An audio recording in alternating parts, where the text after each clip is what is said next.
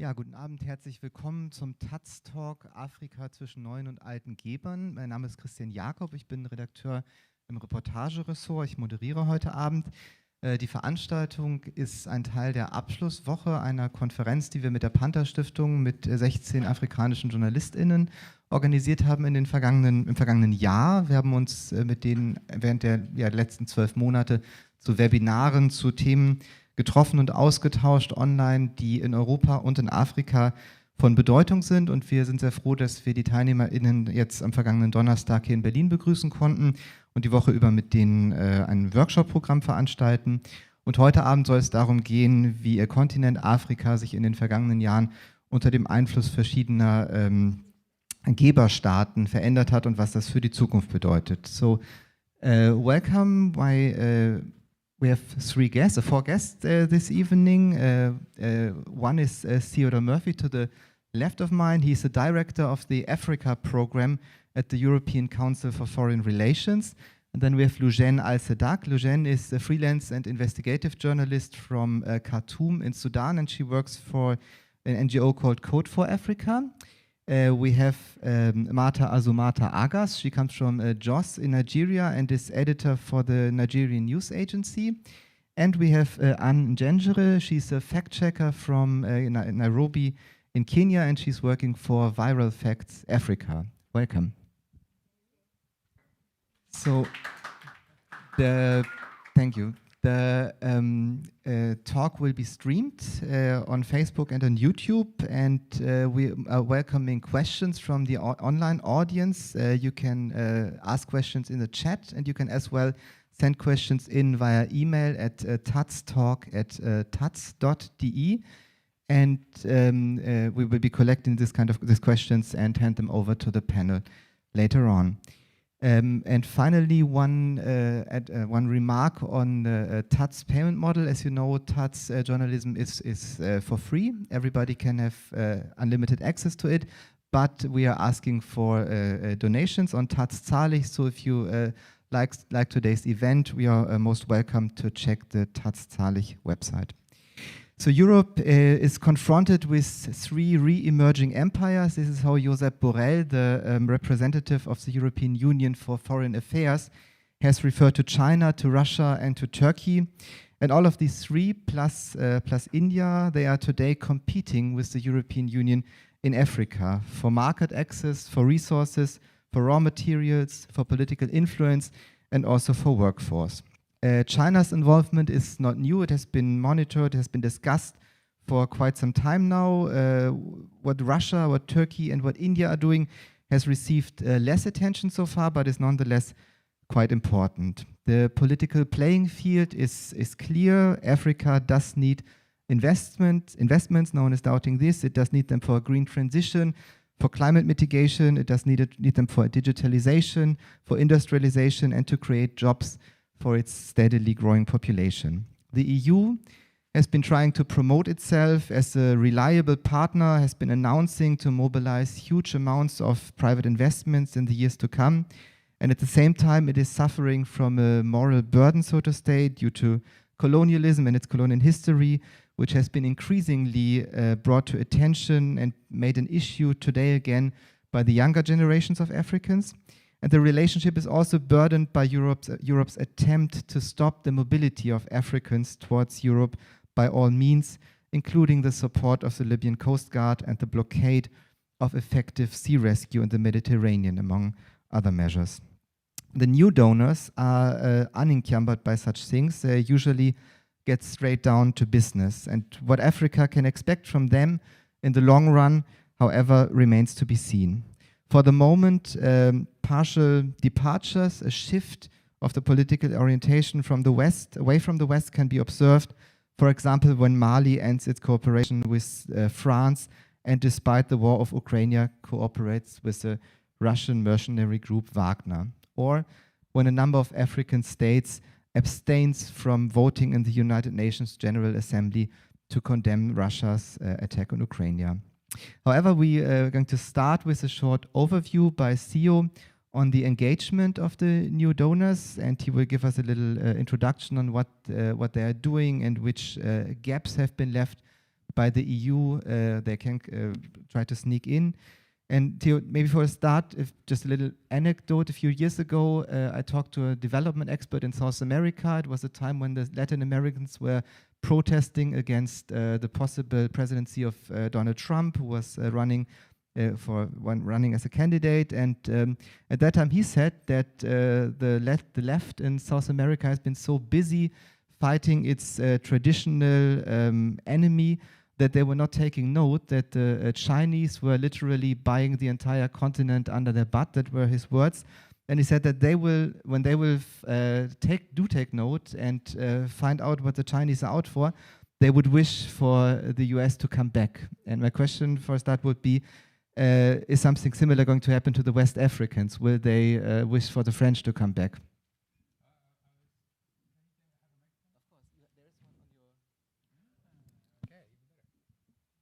Can you hear me? I felt like your question was about to make me say I'm in line with Trump somehow, but I'm glad you took it in another direction. I don't think people feel that sentimental about France right now in West Africa, but maybe after they've gone for a while, sentiment has time to grow. It was interesting as you started off. You used the word new donors, and I think right there we see sort of one of the changes that is going on. I would call them new partners or non-traditional partners or new international interested. Most of Africa's new partners and partnerships and relationships are not donor relationships. The donor relationships are from Europe, from the US, from the West traditionally. So it's already one change. But what I thought I could do today, just to help us get started off, is look at some of the ways that Africa has changed. And I want to do that because it shows why so many other actors in the world are interested in Africa now, ones who weren't before. And so, for people who don't follow Africa closely, it still has this image of a place of just problems, a place that needs charity, a place of conflict. And that's a very outdated picture. It's a very big place, and there's a lot of things that's going on. So let me just talk briefly about some of the big areas where I see Africa as important, and I think also where the new partners find them important. The first is as a market. So if you think about Africa in this old traditional sense, you would never think that you can go to Africa and make money, that there is economic opportunity there, that there's something for Europe, for Germany, for other partners of Africa to be gained by being present in Africa. And that market is growing, it's still emerging. If we're sitting here in Germany, we probably would still look over at China first and say that's a very important market, but we wouldn't be ignoring Africa anymore, and we shouldn't, that would be foolish. It's growing because in general, the level of median wealth is rising, but it's also a function of demographics. The population in Africa is rising dramatically. And there's an equation that's often drawn where even if the level of wealth doesn't rise dramatically, purely by the function of having a greater population, the middle class, the consumer class that buys products that are interesting to sell from Europe is going to increase. And so this is one thing. The new partners have definitely seen that Africa is a market. The second thing, again, I think people never think about is Africa is a place where you can produce things, manufactured goods, higher value-added goods. The old model, if you got past conflict, famine, and other problems, might think of Africa as a place where you can take resources, diamonds, oil, other things like that. But I mean, that's also really been changing, particularly in North Africa, in Morocco, for example. There are auto manufacturing and production sites. And there are Europeans, particularly French, auto manufacturing going on now in Africa. And that is for an export market here to Europe. So that isn't just talking about building things in Africa for an African market, but Africa contributing to value-added production for the international system. Huge change. And again, not that appreciated by many people. Then I think to kind of move a little bit into grand geopolitics, we have something in the think tanky world that we call connectivity, which is a fancy name for the ways that the globe is connecting. And connectivity in the old world, in the analog world before digital, would have been thought about in Africa as the way to build ports, roads, and airports. These were the things that connect either raw material sources to export or connect production.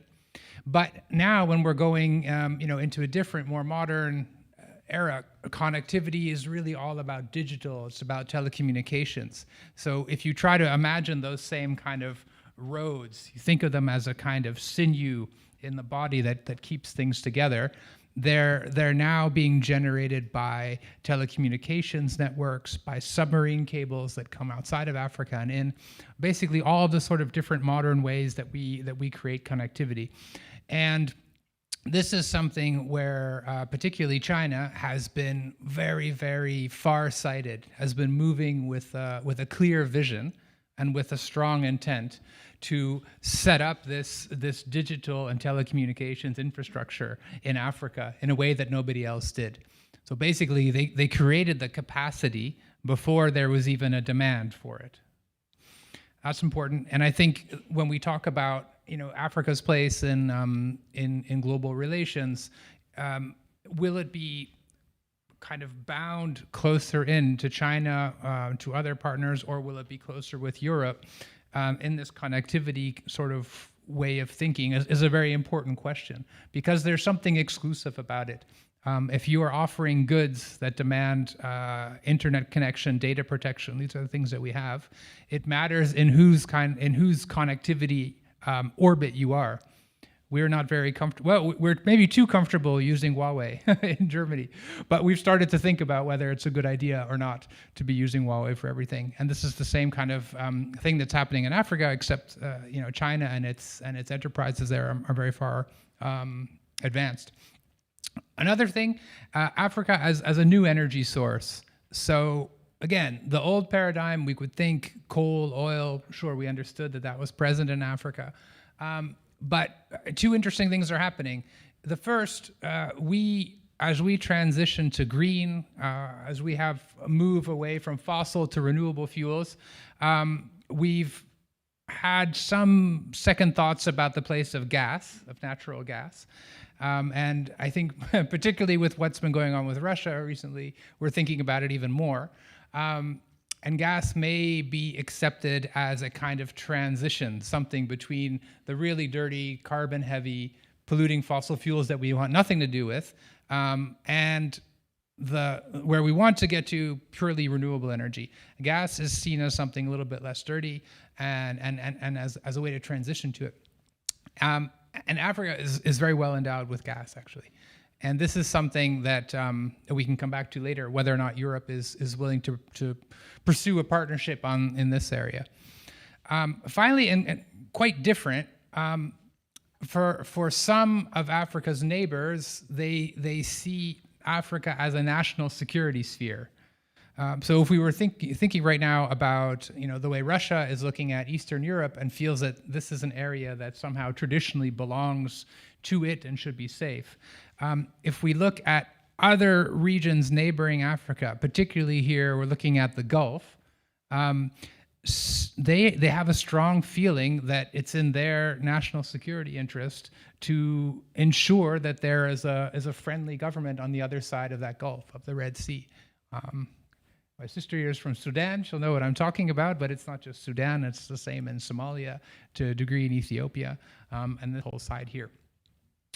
And the very final thing, and this is something where Europe really doesn't play along, is Africa is a consumer of security exports. So of weapons, definitely, that's very clear. And some of these new partners are not constrained in providing those weapons. But we should also be thinking about it in a more sophisticated way. When we look at Russia and Africa, everybody thinks that it's Wagner and guns. But there's also cyber weapons that are brought. There's a lot of disinformation campaigns. Again, you know this in Sudan. And these are things where, we are here in Europe are also the victim of them, and we're only just now learning how to engage with them, how to defend ourselves. And Russia and some of its associated organs, let's say, and companies are deploying these in a very active way in Africa. And it's something that we haven't really grappled with. I feel like I should take a pause there. I could go into all the gaps if you want, but no, you could. We still have a bit of time, so you could continue with the gaps. This would be interesting, I think. Okay, fine.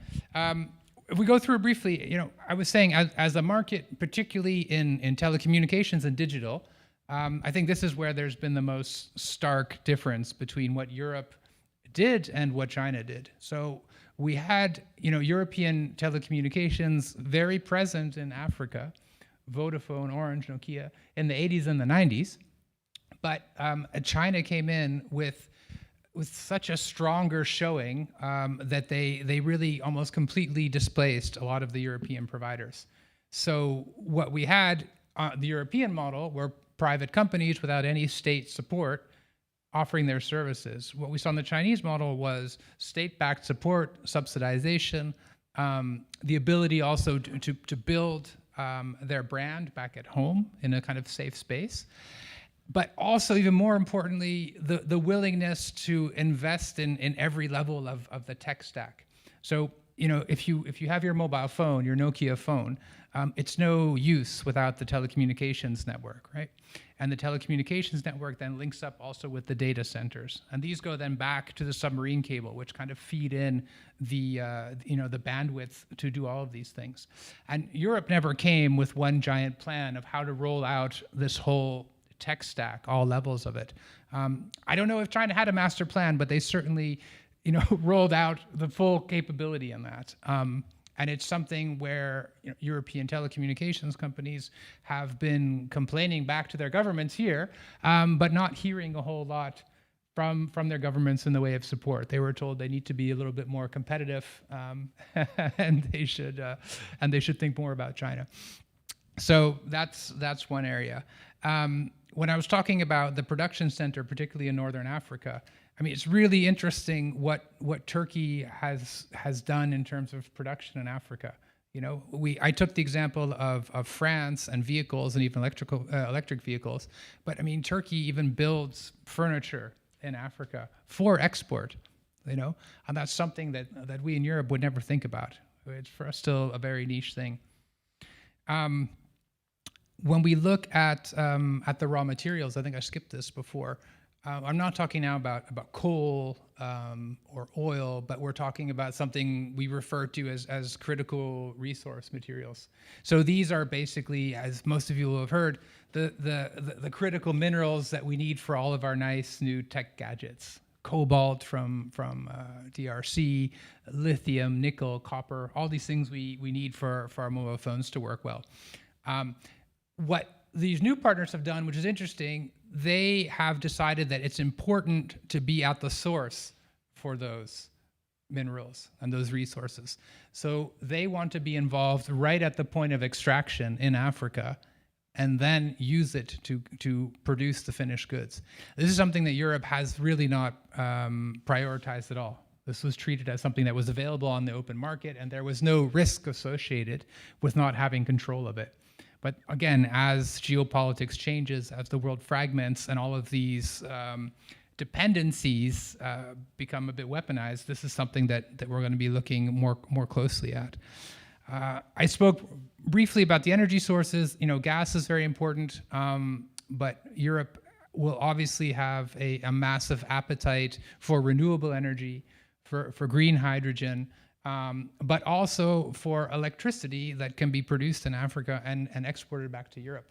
It's also something people don't think about very much, but Egypt is a fantastic example. It started with gas, but it's built up amazing photovoltaics, so solar, and also wind and thermal, and it has now a surplus. So it's able to power itself and has built an interconnector from Egypt across the Mediterranean to Europe, and it exports electricity to us. It's not something that right now all of Africa is in a position to do, but it's also something that's not impossible. And Egypt's even exporting south into Africa to Sudan.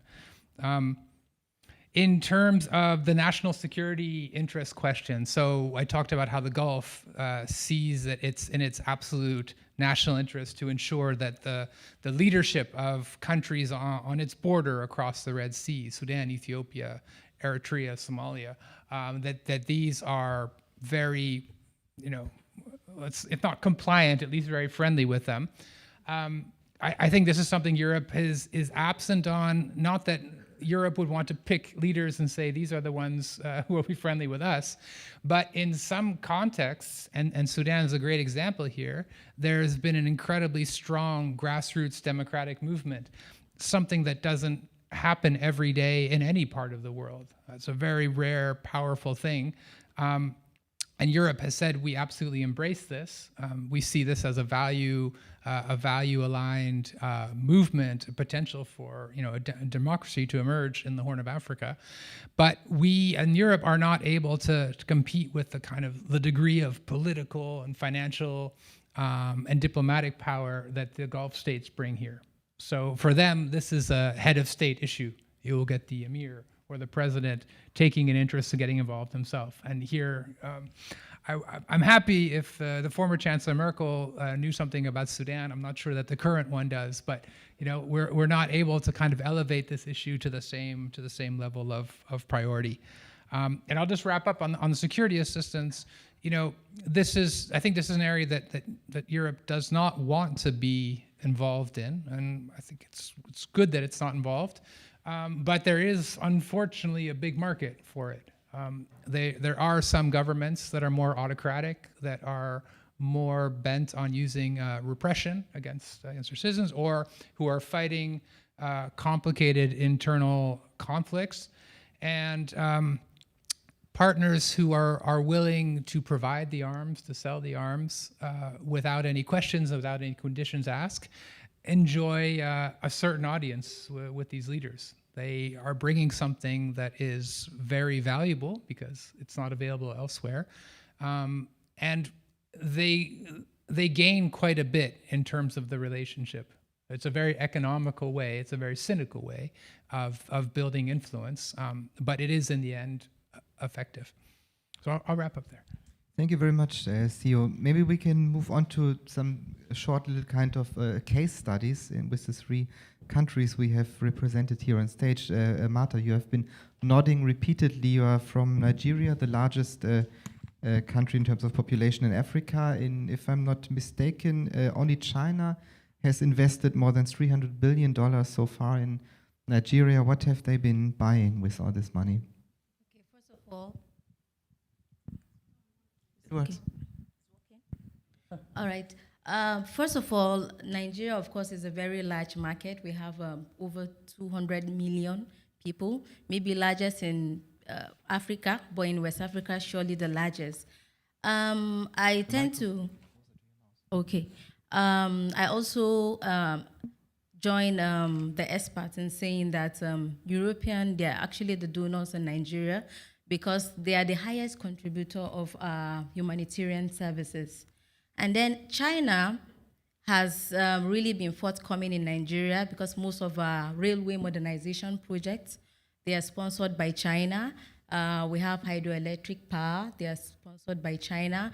And then most of their construction companies employ Nigerians. However, there have been outcry by Nigerians because the companies of China, of course, are swallowing up the local industries in Nigeria. So there's the fear of economic insecurity. If these companies come, they swallow up labor, the local companies will not be able to compete with them. So that one is another issue again. And then apart from that, most of our telecommunication companies and then gadgets are also from China, large markets. So of course, China, we import from China. And then analysts say that China has been very accommodating or hospitable in granting visas for Nigeria to travel because they know there's a market. They go and buy some of their products, most of their products from China and come and sell it in Nigeria. So it's a big commercial market for Nigerians, for them to open up businesses, fabrics, construction, telecommunication, a lot of business opportunities for Nigeria, also in China. Maybe it's not only China, as we have heard. It's Russia, it's India, it's Turkey. Yes, could you say a word on that? For Russia, there has been plans. I don't know if the deal has been have been enacted already, but then there have been plans for a deal for military equipment for Nigerians. And then also there's the deal of hydroelectric.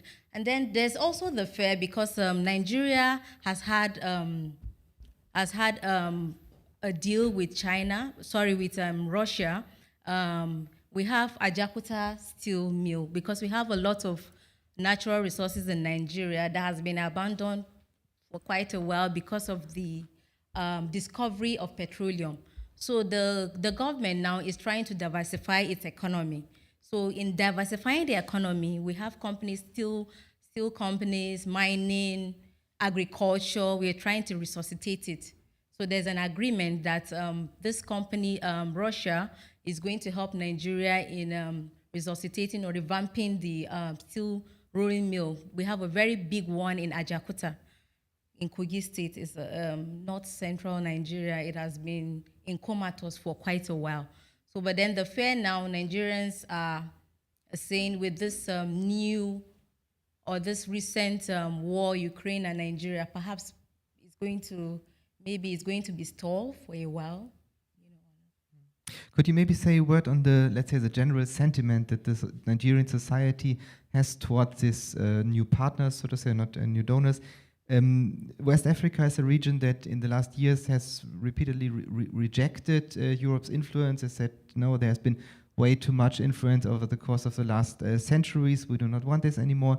Is there a different kind of sentiment towards China? Is it regarded as that there's a threat of a new sellout or a new colonialism, or are they being perceived as integral partners? Well, there are different perspectives. Government perspective, of course, is different from the common Nigerian on the street. Of course, government perspective is China is there to help it to boost its economy, in terms of the trade relations and all that. But the typical person in Nigeria is scared. Of course, like I said, the China industries are swallowing up our local industries. And then most of the, of course, we can't do local production, so our industries cannot grow. So what if China leaves Nigeria? What will happen? Are we going to go back to the colonial days where we are solely dependent? So that's another fear.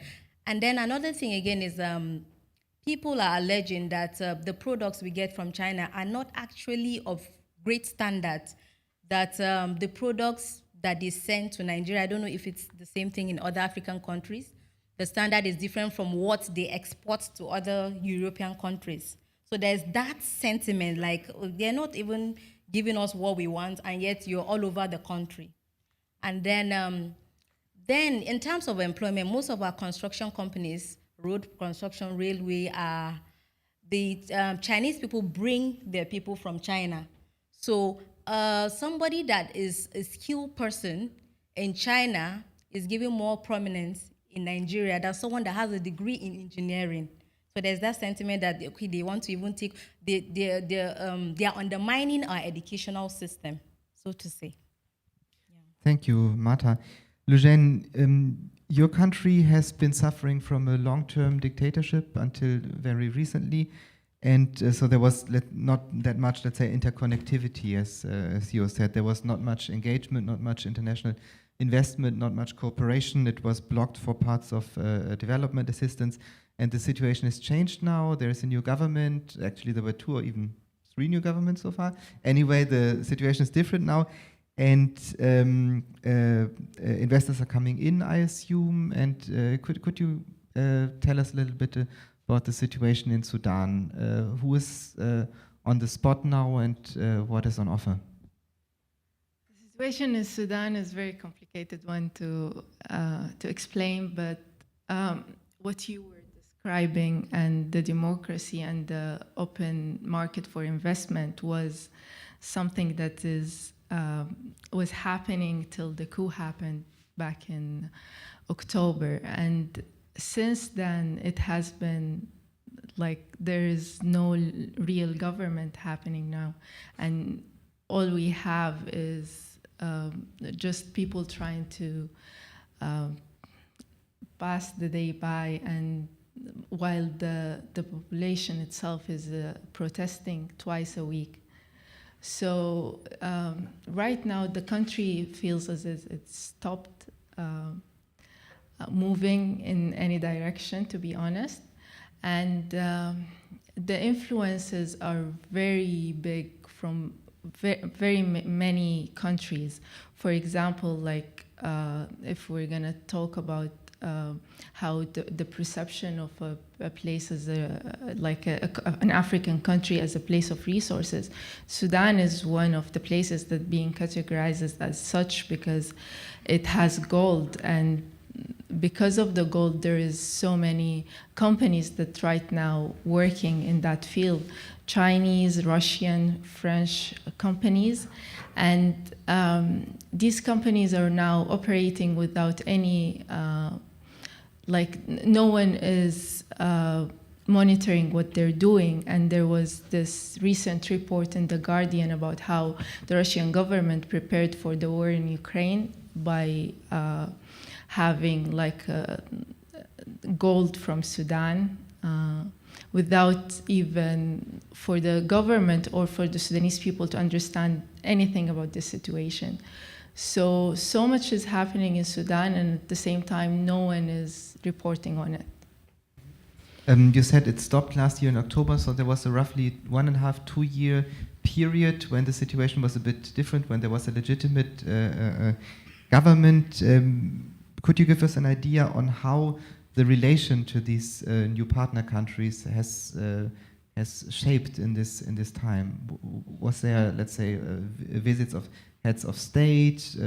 Did the Sudanese government try to increase the relations to these countries? So the government of Hamdok was very keen on fixing the relationship with European countries, because for so many years, under the Bashir regime, it was Sudan was a country was very we had sanctions from the U.S. and we were excluded from the international market. So one of the missions that Hamdok government was having at that time is just establishing connections with European countries. And at that time, it was the mission to just focus on European countries and try to minimize the influence that Russia has, because the Bashir regime had very strong ties with Russia, military-wise, and even one of the last things that the Bashir signed was an agreement to build a Navy base, a Russian Navy base in Port Sudan. So it was just it was an effort to try to move in a different direction than the dictatorship before. So geographically, Turkey is rather close. Turkey has been doing quite a bit of efforts to increase its influence, particularly in East Africa and the Horn of Africa region. Is there a Turkish presence now in Sudan as well?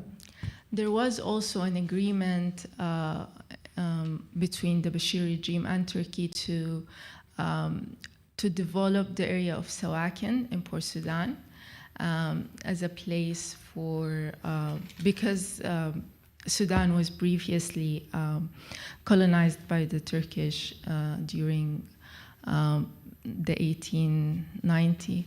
So they were trying to just revive the area as a place where there was historical remarks from that area. And that is also an agreement that was stopped by Hamdok regime, just for the sake of trying to minimize the influences that we had in our country. Is there any kind of political discourse within the Sudanese society on where to orient the new Sudan? Is this being discussed among ordinary Sudanese, so to say? Yes, it's actually like the political discussions are very different depending on the circle that you are listening to. For example, if we're talking about the political elite or the parties, they talk all the time about establishing connections with European countries and trying to be part of the international community. And the grassroots movements and the resistance committees are frustrated by everyone, by the influences of everyone, and they're trying to build the country away from European and American and Russian influences. So, for example, there was a political announcement by the resistant committees where they basically said that no one is supporting us. We need to build our country on our own. So yeah, and at the same time, there is disinformation campaigns by the Russian government, for example, or the Russian entities that has been connected to Wagner. And this disinformation campaign you cannot measure the influence because it's circulating in a very hidden places. So for example, if we're going to compare it to the situation back in the US when they influenced the election, they work on a level that is not seen to most people. So for example, you don't see it in your trending page, but at the same time, the network that was taken down had more than 400 followers. So they certainly had an audience, but at the same time, it's not visible for everyone, and it cannot be measured.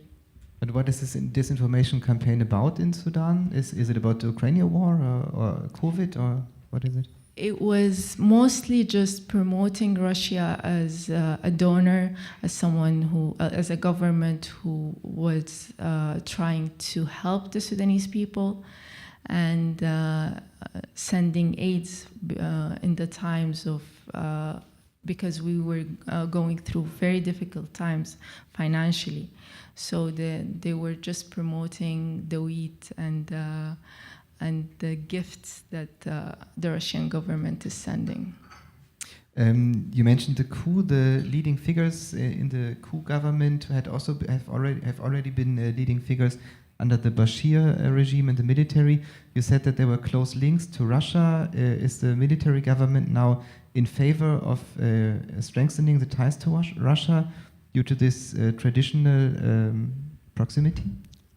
They try to be careful in their official statement, but for example, the deputy head of the military council visited Russia a day after, like on the same day, I think, of the invasion, when they invaded Ukraine. So it was very obvious that they were trying to be on the good side of Russia.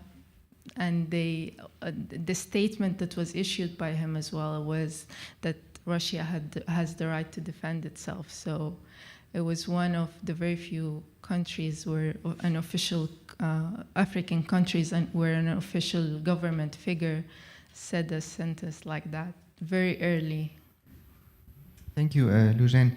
So the last country we come to talk about now is Kenya, and you, as I said, you're working as a fact-checking journalist in Kenya. You're countering disinformation. Is there anything similar that Lujane mentioned about the Russian attempt to influence the, let's say, public opinion in Sudan, in your country, in Kenya? Are there, let's say, external powers that are trying to influence the debate in Kenya in order to make the country more accessible for their own interests?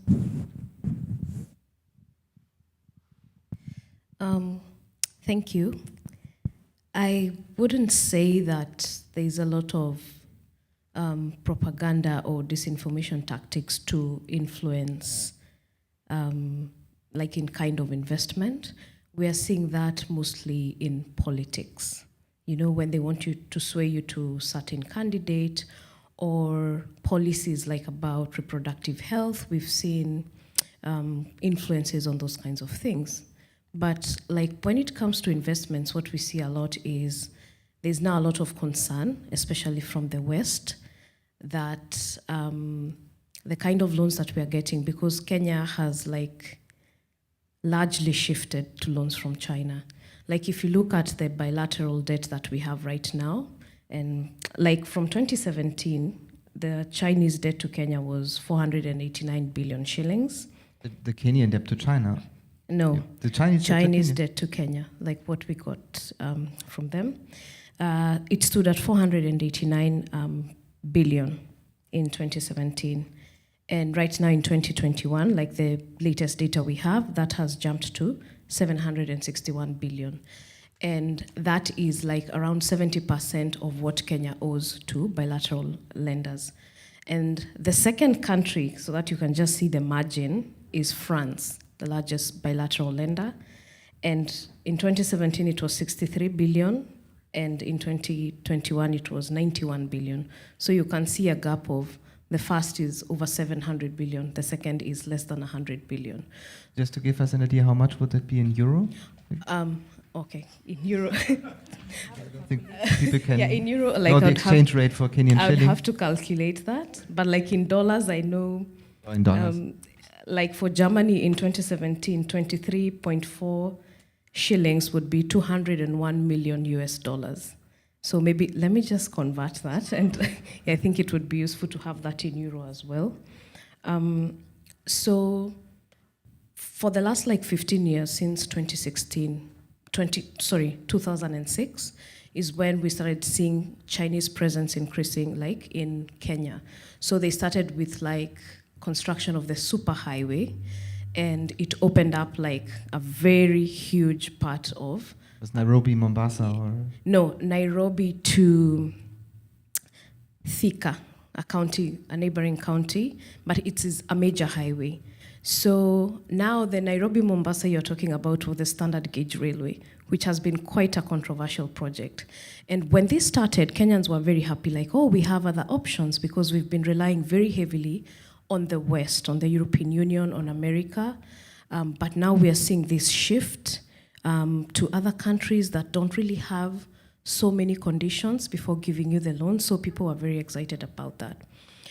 But from around 2014 is when now the concern and the criticism started, because the standard gauge railway, which we commonly refer to as SGR in our country, now was running from Mombasa. It was being constructed in phases. There was a phase from Mombasa to Nairobi, Nairobi to Naivasha, and then Naivasha to, it was supposed to get to Uganda, because we transport a lot of goods from there. It's a railway. Yes, it is a railway. So the criticism started there because, one, there were conversations about, is this even necessary? Because we already have another railway that is working well, and what we are doing right now is not like the most modern kind of transport system you're doing. And then we had these comparisons to the Ethiopian one, which is more modern than this. So there was the value for money kind of discussion. But the greatest problem we had is that there was no disclosure about the terms of this loan. So that is where now we started the outrage. Like, you were spending over $3 billion on a project, and then you will start taxing us highly to repay the loan to China, but we do not know what the conditions are. And the concerns also grew when in early 2019, late 2018, when the Auditor General of Kenya released a report and said that the terms are not very clear, because they're auditing and they're seeing things are not very clear about where this money is going and how it is being used, and we are at risk of the Chinese taking over the port of Mombasa. So that just, things have just gone crazy from there. So the love that we once had for China has now turned into, no, we don't want them, like, yeah. So, but the greatest challenge is because of this, the lack of transparency. And then when they started, of course, the construction of the railway, there were also these concerns of, the labor laws, and like they have no regard for human rights. And, there were all these videos that were circulating on social media when you see, like people being mistreated by the Chinese. So it has really turned from love to hate right now. And because we are really paying a lot in terms of debt because of all the mega infrastructure. Like right now, Kenya is having massive infrastructure projects and they are all being financed by China. So we had the railway, and immediately after that, we now have what everyone is talking about, the Nairobi Expressway, which starts from the airport. It runs across a very long stretch, which was maybe roughly like 500 million USD. And there's now also concern that the Chinese will operate it for a while, for them to recover before they hand it over to Kenya. So this is not sitting very well with people because it feels like, now it feels like we are not independent. It feels like you're being recolonized, and that is something that people do not want. So I think those are the two main issues. As we have heard, it's not only China, it's also Russia, it's Turkey, it's India.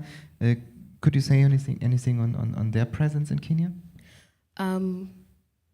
I wouldn't say it is very, very heavy, but we are seeing I would say a Turkish farm in Kenya to produce new clothes and maybe export them.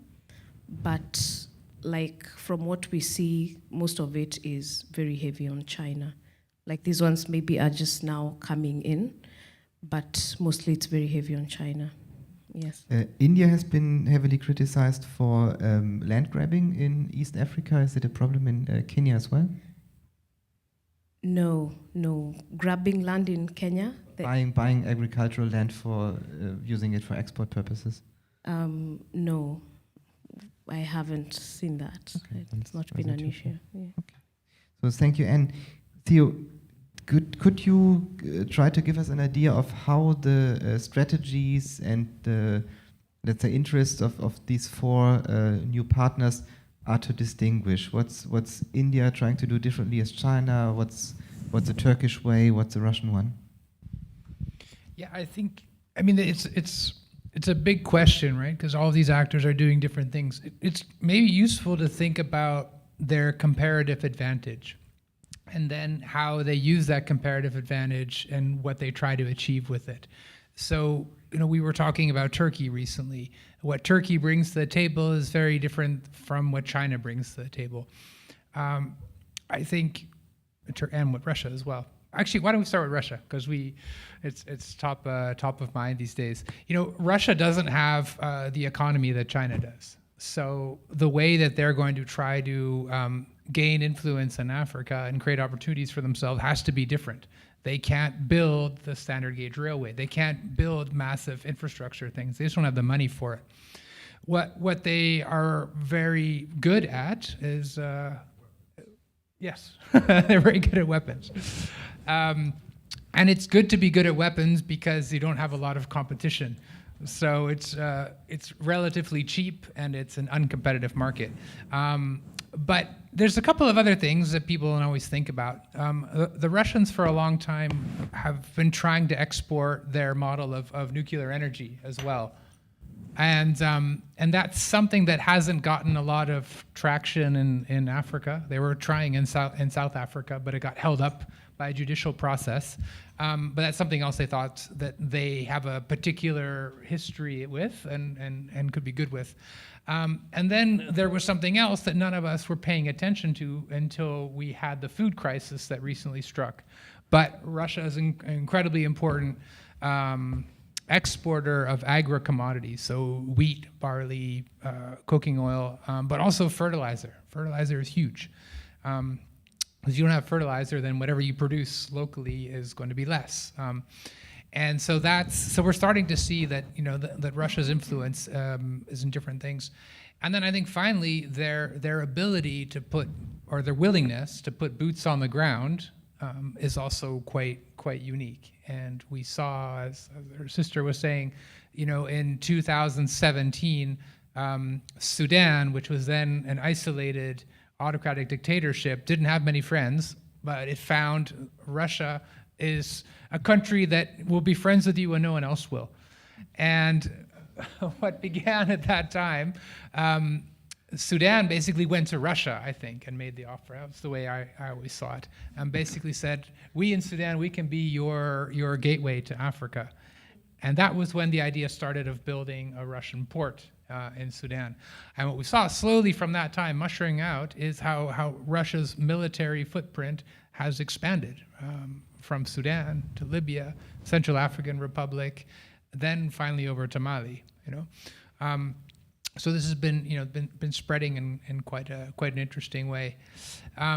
The Gulf states share some of the characteristics of with Russia and with Turkey, in that they're willing to export arms, particularly drones. They're very good at that. But they also have other assets that those don't. They do have economies. They do have money. They're also connected more closely geographically. They're quite interested in Africa also as a potential breadbasket, even though Africa right now is having huge troubles supplying its own food. The Gulf looks to the future and sees that there might be a possibility to be using Africa in that sense, and not just for wheat and sorghum, but also for animal products, which they get a lot of from Sudan. And I really think China is in a different category all to itself. It's looking at all of Africa and these connectivity projects I was talking about, these big infrastructure things of the past, railroads, ports, highways. They're taking that now into the future with the digital connection, the digital highways, and really thinking about how they can bring Africa and African markets and consumers into their orbit over the long run. And I think that's something that's been happening while we in Europe, many of us were not paying attention, and in some senses it's too late. Some areas are just really kind of connected now in a monopolistic way through China's digital and tech footprint in Africa that makes it hard to get out of. Thank you, Theo. In the last years, to my sense, the anti-colonial statements from African leaders did increase. From the African Union has given some clear signals in this way. And Lujan and Marta, when you think of your countries, are the new partners somehow able to capitalize on this anti-colonial shift or this anti-colonial impetus that we have observed in the last years, or are they maybe even actively trying to promote themselves on that basis, saying that, look, the Europeans have been exploiting you for centuries, it's about time that you start new partnerships with people who are not going to exploit you, so we are there? I think that was the main narrative that Russia has come to Sudan with.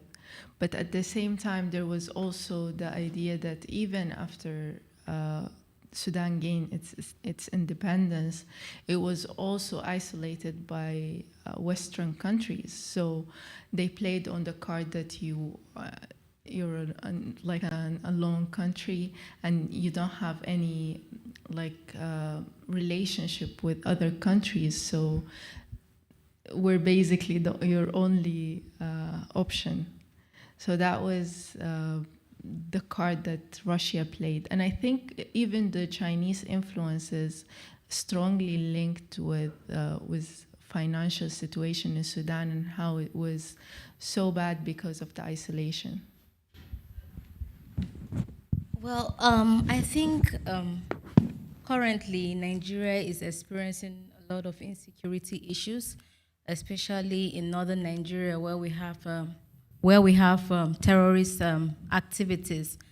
And then, of course, our military is they're incapacitated with equipment that they're going to use. So Nigeria needs its military personnel to be trained, and also they need equipment. So it's an angle that Russia can hinge on. And then there has been a lot of talks with Nigerian government on how Russian government is going to help its military, empower it to fight terrorist activities, because it has hindered a lot of developmental projects. For instance, farmers cannot go to the farm, and that is why we have issues of food insecurity. And then another thing again is the natural resources we have. For instance, there's a state in northern Nigeria, we call it Zamfara State. There's just a discovery of diamonds there, gold. And then it's only China that has been able to go to that community to extract. And then it's giving concern to Nigerian economists and then other people in Nigeria that there's a need for security. And then there has been pressure that Nigeria should open up to Russia so that we'll be able to tackle this issue. Thank you. And would you want to say something on that as well, or no? You don't have to. I can ask next question. Yeah. Okay. So next question would be that in how far the climate negotiations have been maybe changing the playing field for these new partner countries, because when you look at the climate negotiations on UN level, let's say the guild has been largely addressed towards the industrialized countries, to Germany, to Europe, to the United States, and their unwillingness to cope with their duties that came out from the Paris Agreement to actually contribute for the Climate Mitigation Fund, which has been discussed in Glasgow in last November. It was like a conflict between the Global South and Europe plus the US, maybe Japan, but not, let's say, not Russia or not China, because they are somehow not counted into the industrialized world. So does this, let's say, the climate diplomacy somehow play into the possibilities of these new partners to step in as well?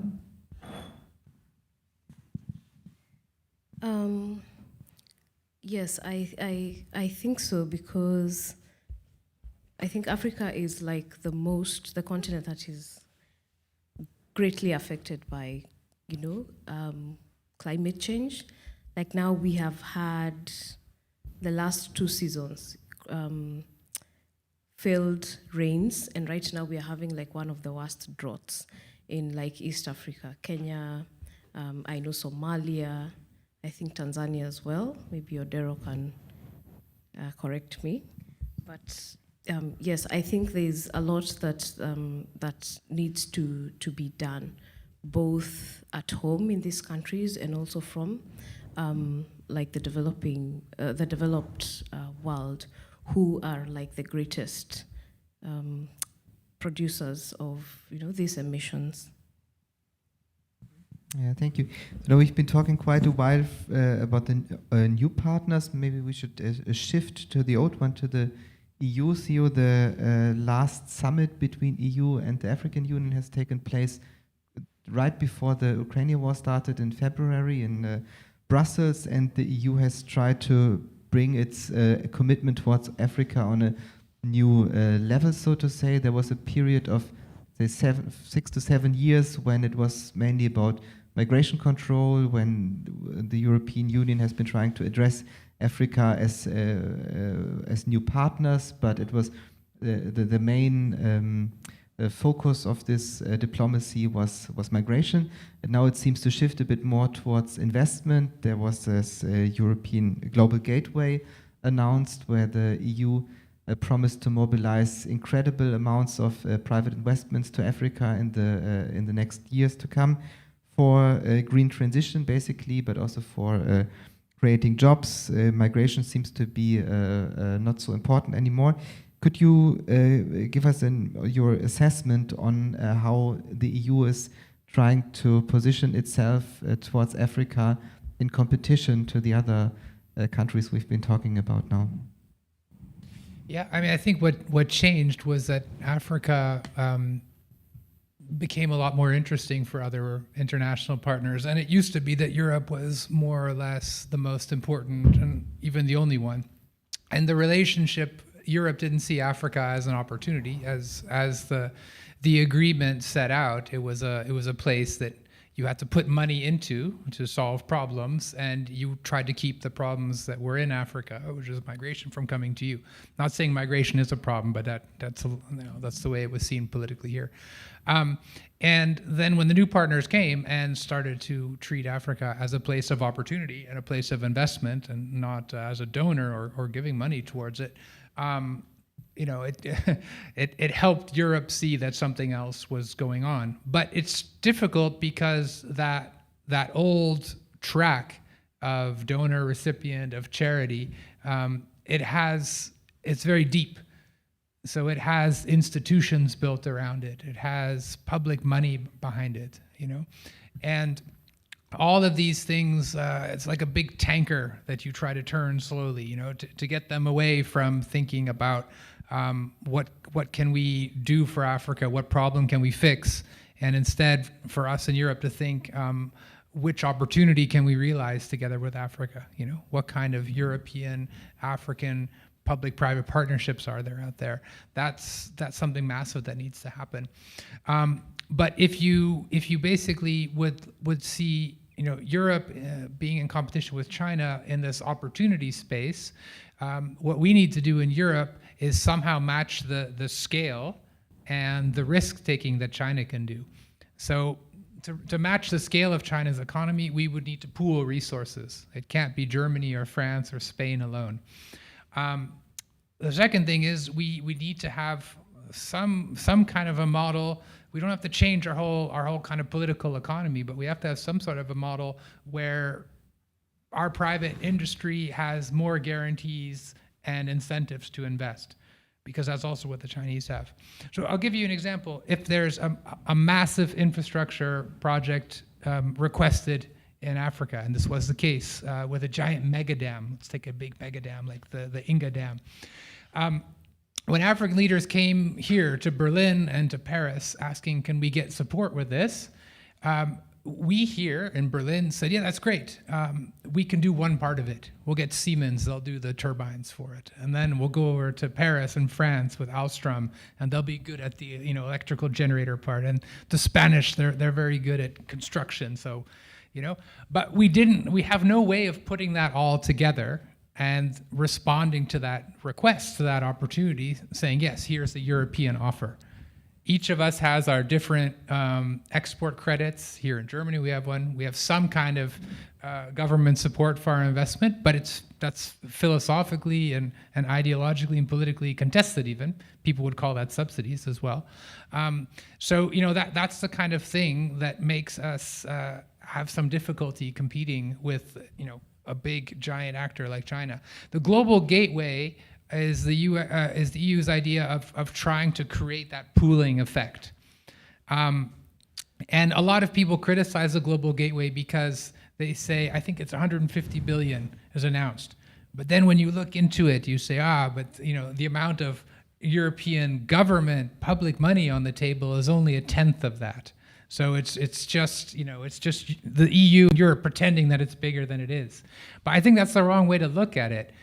What I think it's trying to do is change that paradigm where European investment in Africa isn't just money coming from a humanitarian or development agency, right? It's actually thinking about how do we use our public and government money in order to catalyze, to unleash, European private sector investment. It was a much different kind of model.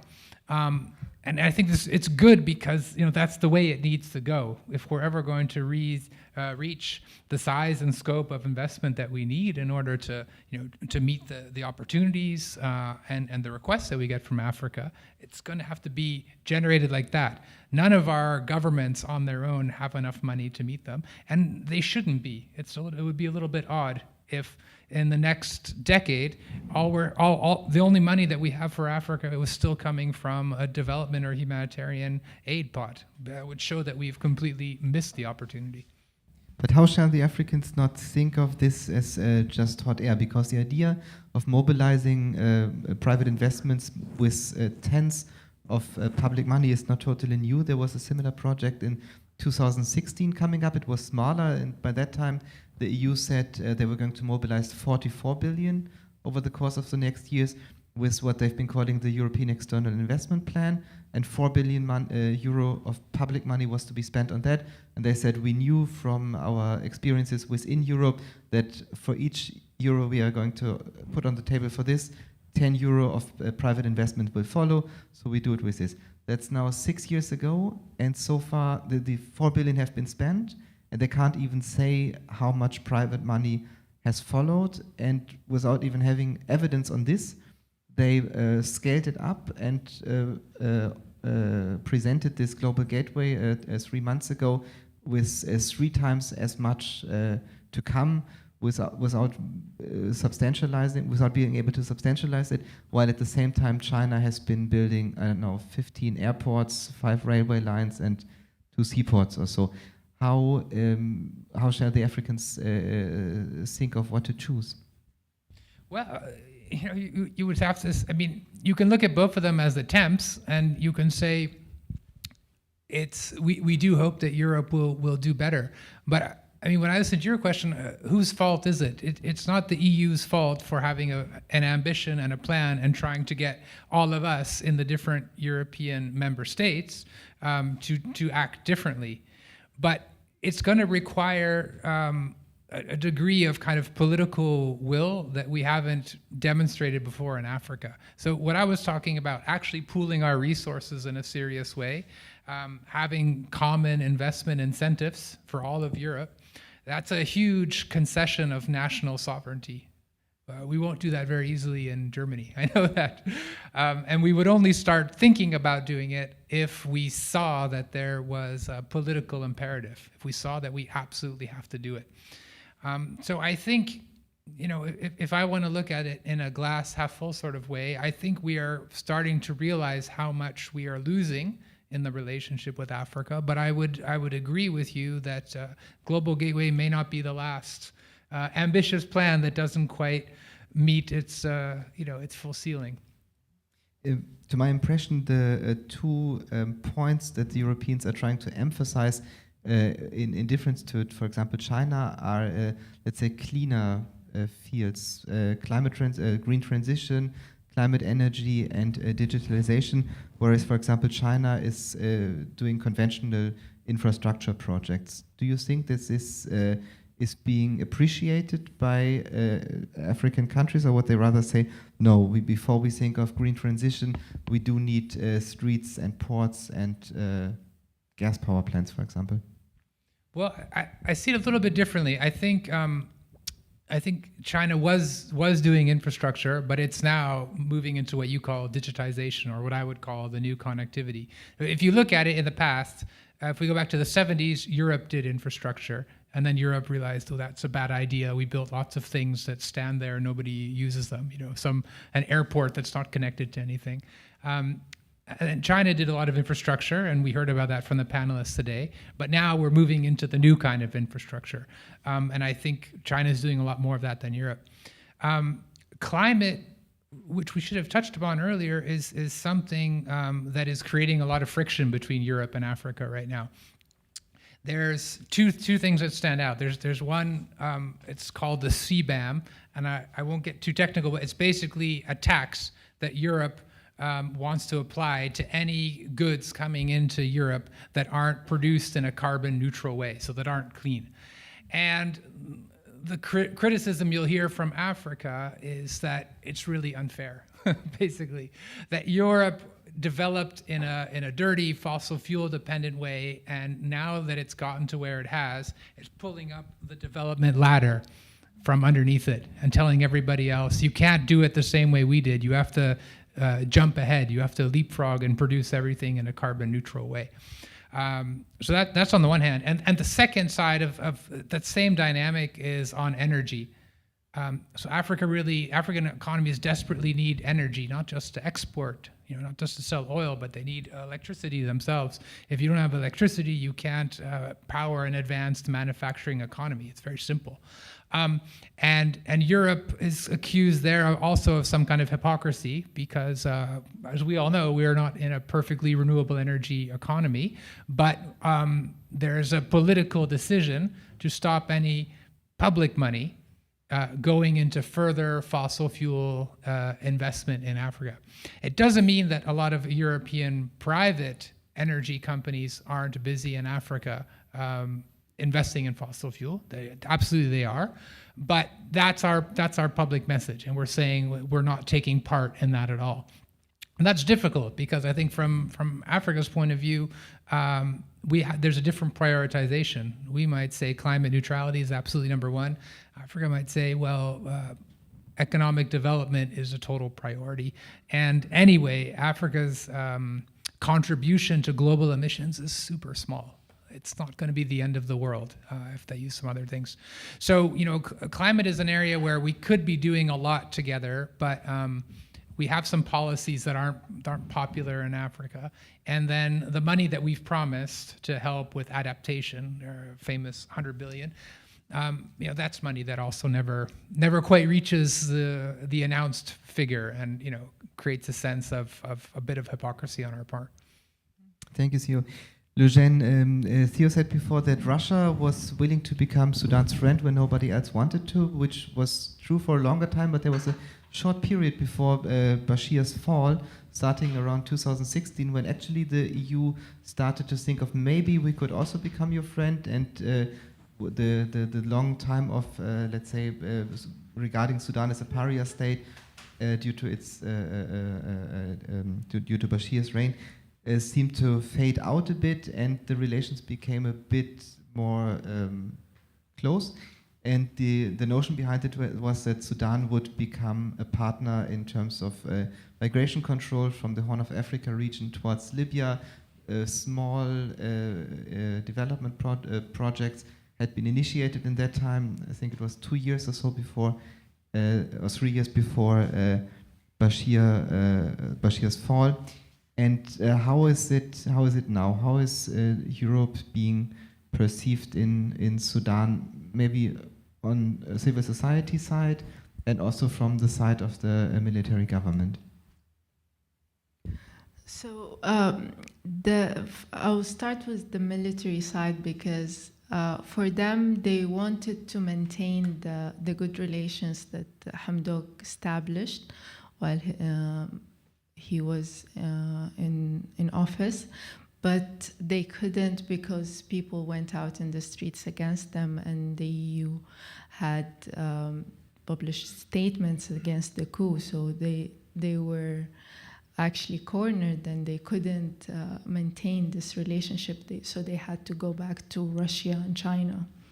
But when it comes to civil society, I think that they are frustrated because whatever they hear about how Europe is pushing for democracy, they don't see backed with actions or support to what's happening in Sudan. And I think also, like, you can see it in the recent political statement that Sudanese people are sick of being treated as an opportunity instead of equals. And this is what they like, that's what the core of what they're trying to do when they're out in the streets. They're trying to build a country where it can be perceived well in the international community, and it can be treated as a place where you can create beneficial relationship for both sides. But what kind of exact support for a democratic transition would civil society in Sudan expect from the EU? It's hard to say specifically what we're expecting, but I think that it started with what was announced as individual sanctions on people who initiated the coup. So, for example, they have existence outside Sudan, they have bank accounts, and for a while it was, we were promised that individual sanctions will be applied on those people, so it's kind of pressure for them, and nothing happened so far. So I think that would be a step in the right direction, but I'm not Like I'm not fully aware of what else can be done, but I think a lot can be done in that area. Yeah. And maybe we can continue with you, Marta. As I said before, the let's say anti-European protests in West African countries have been increasing in the last year. There was quite a bit of protest against France due to this West African franc. Many people, particularly young social movements, said, or youth social movements said, we want the Europeans out. There has been a let's say, long history of let's say, post-colonial presence of the European powers. This has to stop. And how is Europe being perceived in Nigeria and in West Africa today? What's the main thing people think of when they hear about the EU?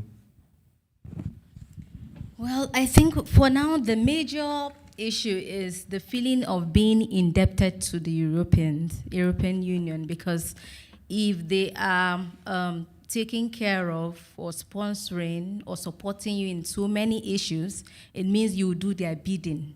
That's another perceptions some Nigerians or some parts of West Africa have about that. But then apart from that, there has been also commendations on the support of European Union, especially in terms of healthcare, because most of our NGOs are also are from Europe, and then some of support systems we get in terms of education also from Europe. So not totally out of Europe. They're not, the sentiment is not really in the negative, as I know. I may be wrong, but then I don't think Nigerians, let me use Nigerians for example, are so critical of Europe. Apart from the feeling of being indebted, when you do a lot of things, that means I'll do your bidding. Apart from that, I don't think it's really serious that deep. Yeah. One big social movement that one would think of here in Europe, in Nigeria, is in the Delta region, where Shell and British Petrol has been present for quite a while, and local population and local communities have been protesting against them for decades and received quite a bit of support from European civil society.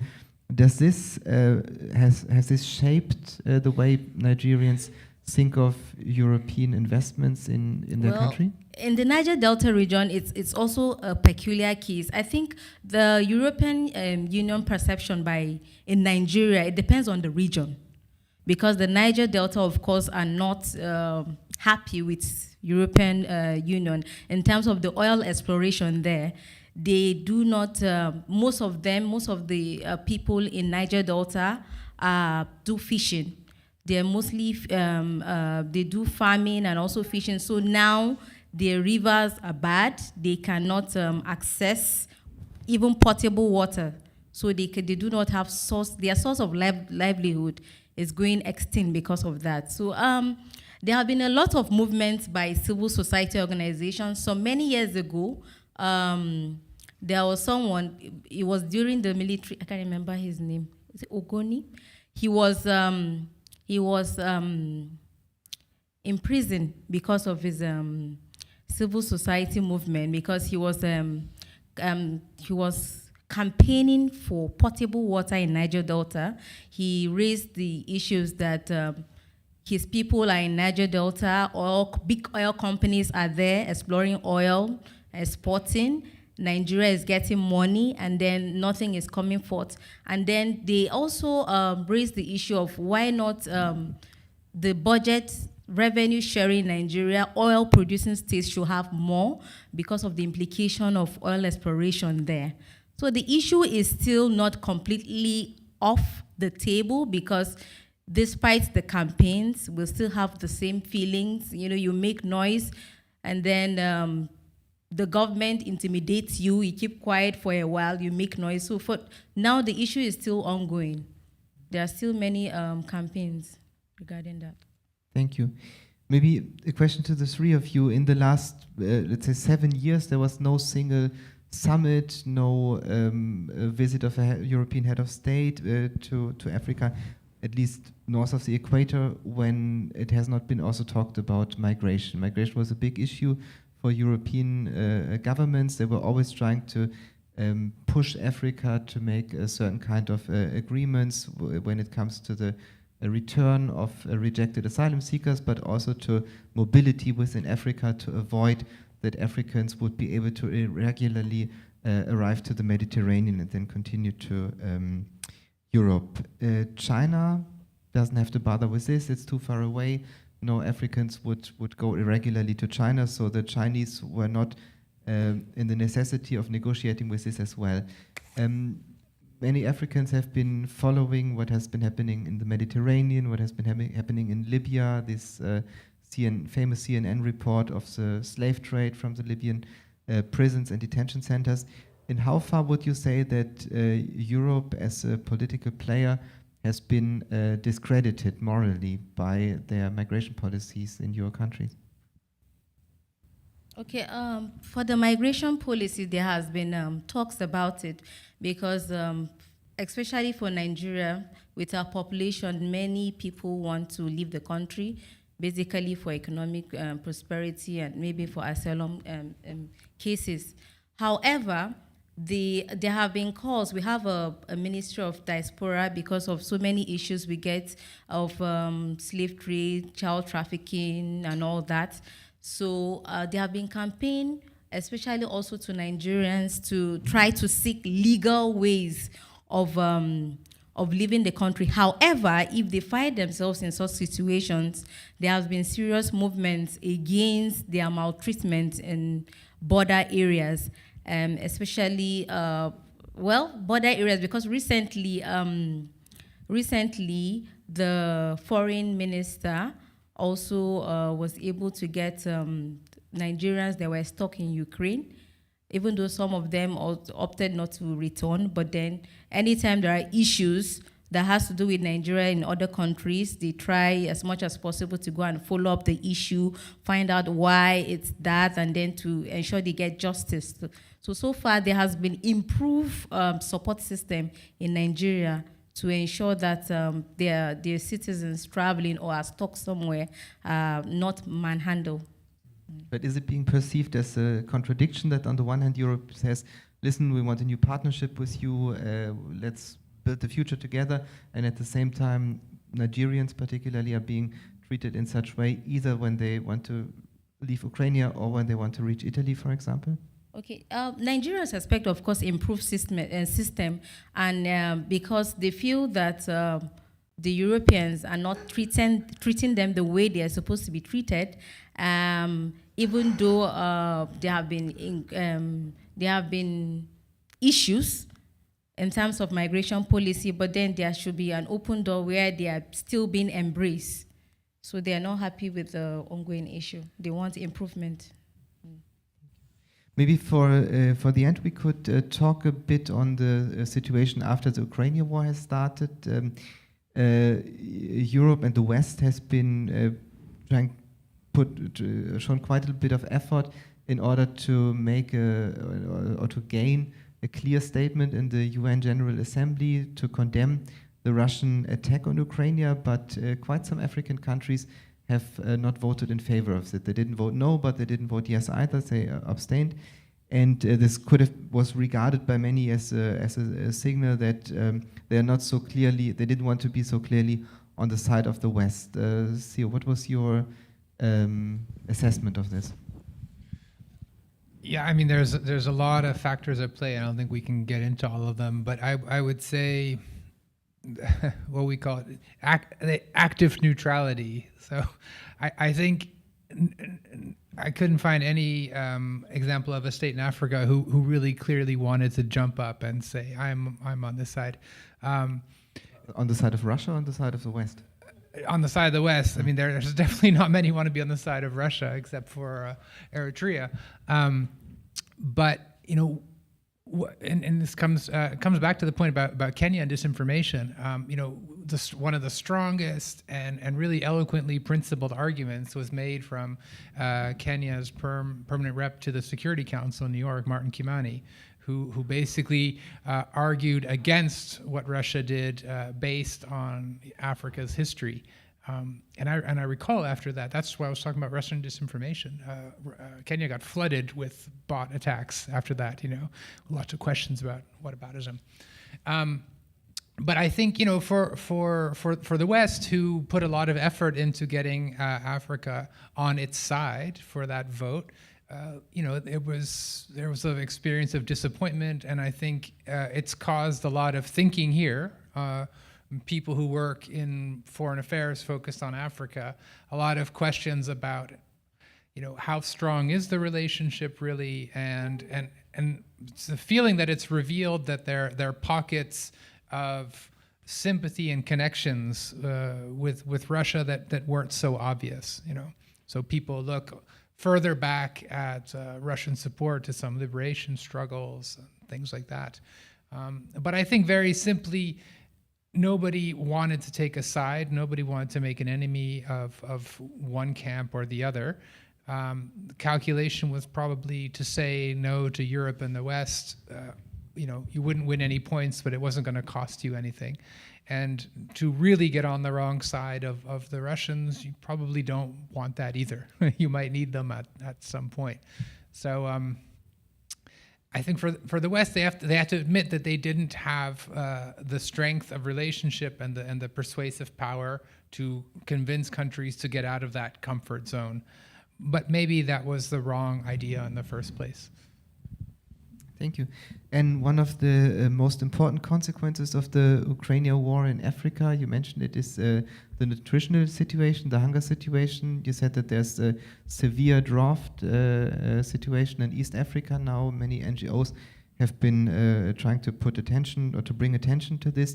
And at the same time, the war in Ukraine has led to an explosion of the wheat prices, and particularly East Africa and Middle East countries have been affected to this. So these two effects are coming together and adding up to a food crisis of unprecedented dimension. How is this being discussed in East Africa? How is the war in Ukraine and Russia's behavior regarded when in countries that are affected so strongly by this nutritional crisis? Yeah, of course, like you've mentioned, one of the challenges we have now is an explosion in food prices. Like wheat flour, the cost, now has really gone up. The cost of cooking oil has gone up. Cost of fuel has gone up. Actually, there's a shortage now. And the main problem we now have is a shortage of fertilizer. So that is going to worsen an already very bad situation, because we are in the midst of one of the worst droughts that we have ever had in the Horn of Africa. And now what is happening between Russia and Ukraine is only now making the problem exponentially worse for most of the East African countries, because the challenges, we are facing similar challenges. You have no food because the rains have failed, and then you also do not have the things that you need to even produce the little food that you might produce. Like for Kenya, we are very big on tea. It's one of the leading export earners. Horticulture, flowers, French beans, and those kinds of things. And you need this fertilizer coming in from Russia. But now, because of all the sanctions and everything, getting these kinds of things, the supply chain is very disrupted because some countries have closed their borders. So getting these products to our countries is becoming quite difficult. Yeah, so it's a tough time for us in East Africa. I just wonder if I could also ask a question about that. To me, the narrative around this is really interesting to see how it's developing. I'd love to hear from you.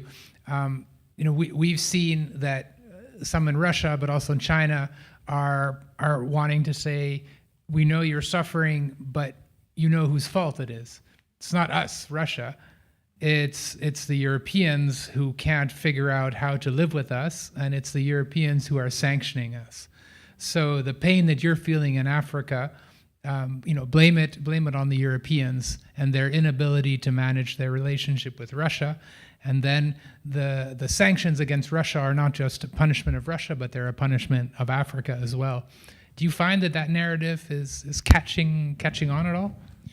Yes, it is, because like one of the things that people keep asking is, why can't like Europe as a union just deal with it directly? Because it feels like they're just dancing on the sidelines, but no one really wants to offend Russia. And there's a lot of talk, but no action. Like, that's the kind of perception, like back home, the kind of narrative is, Europe is not doing enough.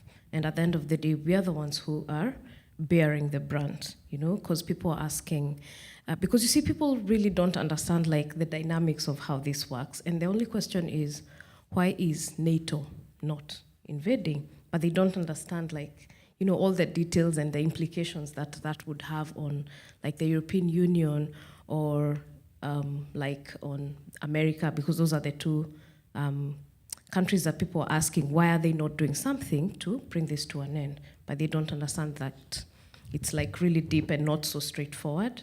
Yeah, so people feel like enough is not being done and no one cares about us, because at the end of the day, Africa is really suffering, especially in terms of like food. Because now if you don't have fertilizer, like, that's it, Yeah. But are the sanctions being regarded as a larger problem, as the Europeans to be blamed for this? Or is it Russia because they started the war? Yeah, so there's a problem that Russia started the war, definitely, but now the sanctions mean that, we cannot get our stuff. No, I was not. I was asking how the Kenyan society is thinking of it. Is thinking of it. Yes, of course, definitely they are not happy with most of these sanctions, because we're the ones who suffer greatest, because we are a net importing country. We need all these things coming in. Like, Europe can impose the sanctions and have alternatives to get some of these things. Maybe the problem would be like on the oil. I know that's, like a problem. But in terms of sanctions, people are not happy. They're angry because we really don't have alternatives. We don't get oil, we're done. We don't get fertilizer, we're done. We're the ones suffering. So it's kind of a problem. Thank you very much, Anne. Thank you, Martha. Thanks, Lujen. And also thank you, Sio, for being here with us tonight. Vielen Dank, dass ihr hergekommen seid in die taz-Kantine. Dankeschön, dass ihr zugeschaut habt im Livestream. Die Zeit ist jetzt rum. Wir hoffen, die Veranstaltung war interessant und wir konnten so ein bisschen einen Einblick geben in die Fragen, die wir uns auch in dem Workshop jetzt in den vergangenen Monaten gestellt haben. Dankeschön soweit auch an das Technikteam hier und einen schönen Abend. Tschüss.